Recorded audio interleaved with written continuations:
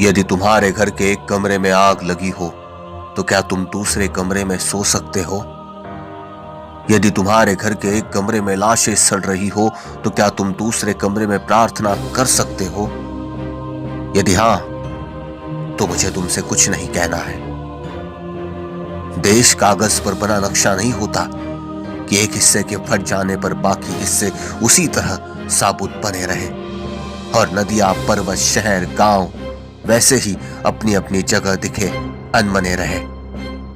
यदि तुम ये नहीं मानते तो मुझे तुम्हारे साथ नहीं रहना है। इस दुनिया में आदमी की जान से बड़ा कुछ भी नहीं है, न ईश्वर, न ज्ञान, न चुनाव। कागज पर लिखी कोई भी इबारत फाड़ी जा सकती है और जमीन की 7 परतों के भीतर गाड़ी जा सकती है। जो विवेक खड़ा हो लाशों को टेक, वो अंधा है। जो शासन चल रहा हो बंदूक की नली से, हत्यारों का धंधा है। यदि तुम ये नहीं मानते तो मुझे अब एक क्षण भी तुम्हें नहीं सहना है। याद रखो, एक बच्चे की हत्या, एक औरत की मौत, एक आदमी का गोलियों से चीथड़ा तन किसी शासन का ही नहीं, संपूर्ण राष्ट्र का है पतन। ऐसा खून बहकर धरती में जज्ब नहीं होता, आकाश में फहराते झंडों को काला करता है।